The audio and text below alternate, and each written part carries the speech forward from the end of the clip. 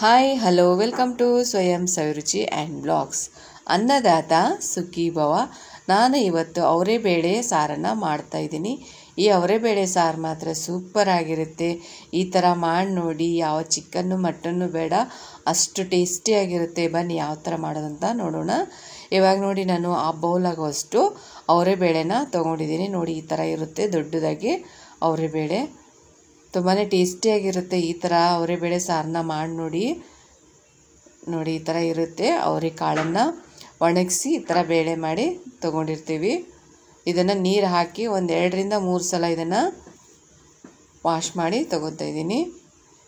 ಇದನ್ನು ನೈಟು ನೆನೆ ಇಡ್ತಾ ಇದ್ದೀನಿ. ನೀವು ಬೇಕಂದರೆ, ಟೈಮ್ ಇಲ್ಲಾಂದರೆ ಒಂದು 2 ತಾಸು ಇಲ್ಲ 3 ತಾಸು ನೆನೆಸಿ ಇಟ್ಕೋಬೋದು, ಪರವಾಗಿಲ್ಲ.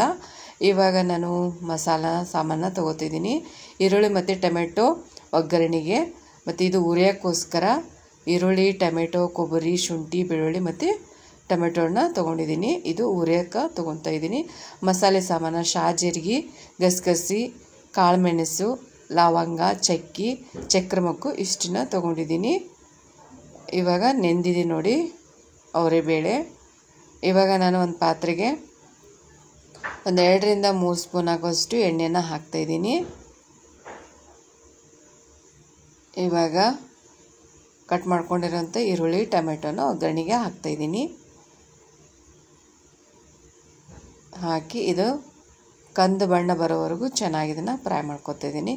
ಇವಾಗ ನೆನೆಸಿಟ್ಟಿರೋಂಥ ಅವರೆಬೇಳೆ ಹಾಕಿ 2 spoon red chilli powder, 1 spoon masala ಖಾರ ಪುಡಿಯನ್ನು ನಾನು ಹಾಕ್ತಾಯಿದ್ದೀನಿ. ನಿಮ್ಮಲ್ಲಿ ಇದ್ದರೆ ಓಕೆ, ಇಲ್ಲ ಅಂದರೆ ಪರವಾಗಿಲ್ಲ, ಮತ್ತೊಂದು ಸ್ಪೂನು ರೆಡ್ ಚಿಲ್ಲಿ ಪೌಡರ್ನ ಹಾಕ್ಬೋದು. ನಾನಿವಾಗ ರುಚಿಗೆ ತಕ್ಕಷ್ಟು ಉಪ್ಪು, ಅರಿಶಿನ, 1 ಸ್ಪೂನ್ ಗರಂ ಮಸಾಲನ ಹಾಕ್ತಾಯಿದ್ದೀನಿ. ಹಾಕಿ ಚೆನ್ನಾಗಿ ಇದನ್ನು ಮತ್ತೆ ಮಿಕ್ಸ್ ಮಾಡ್ಕೊತಾ ಇದ್ದೀನಿ. ಇದು ಉತ್ತರ ಕರ್ನಾಟಕ ಸೈಡು ಪ್ರತಿಯೊಬ್ಬರಲ್ಲೂ ಇದ್ದೇ ಇರುತ್ತೆ ಮಸಾಲೆ ಖಾರ. ನಾವು ಎರಡನ್ನೂ ಯೂಸ್ ಮಾಡ್ತೀನಿ ನಾನು, ಮಸಾಲೆ ಖಾರ ಮತ್ತು ರೆಡ್ ಚಿಲ್ಲಿ ಪೌಡರ್ ಎರಡನ್ನೂ ಮಿಕ್ಸ್ ಮಾಡಿ ಹಾಕ್ತಾಯಿದ್ದೀನಿ. ಕರೆಕ್ಟಾಗಿ ಇದನ್ನು ಮಿಕ್ಸ್ ಮಾಡ್ಕೊತಾ ಇದ್ದೀನಿ. ಎಣ್ಣೆಯಲ್ಲಿ ಮಿಕ್ಸ್ ಮಾಡಿಕೊಂಡು ನಮಗೆ ಎಷ್ಟು ನೀರು ಬೇಕಾಗುತ್ತೆ ಅಷ್ಟು ನೀರನ್ನು ಹಾಕ್ಕೊತಾ ಇದ್ದೀನಿ. ನೋಡಿ, ಹಾಕಿ ಇದನ್ನೊಂದು 10ರಿಂದ 15 ನಿಮಿಷ ಕುದಿಯೋಕ್ಕೆ ಇಡ್ತಾಯಿದ್ದೀನಿ.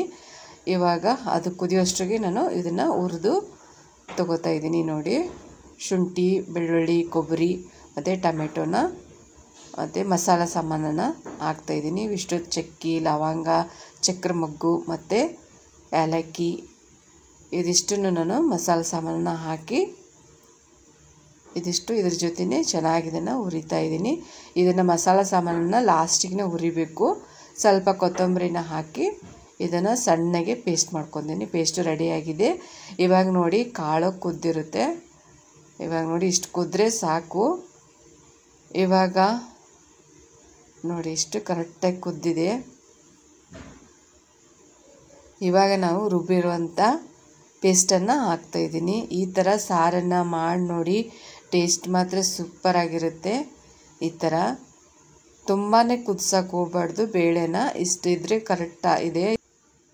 ತುಂಬ ಕುದಿಸೋಕೆ ಹೋಗ್ಬಾರ್ದು. ತುಂಬ ಕುದಿಸಿದ್ರೆ ಅದು ಮೆತ್ತಗಾಗ್ಬಿಡುತ್ತೆ, ಚೆನ್ನಾಗಲ್ಲ ಸಾರು. ಅದಕ್ಕೋಸ್ಕರ ಇಷ್ಟೇ ಕುದಿಸ್ಬೇಕು. ಇದನ್ನು ಚೆನ್ನಾಗಿ ಮಿಕ್ಸ್ ಮಾಡ್ತಾಯಿದ್ದೀನಿ. ನೋಡಿ, ಇವಾಗ ನಾನು ಅದೇ ಜಾರಲ್ಲಿ ಸ್ವಲ್ಪ ನೀರನ್ನು ಹಾಕಿ ನಮಗೆ ಎಷ್ಟು ಬೇಕಾಗುತ್ತೆ ನೀರು ಅಷ್ಟನ್ನು ನಾನು ಆ್ಯಡ್ ಮಾಡ್ಕೊತಾ ಇದ್ದೀನಿ.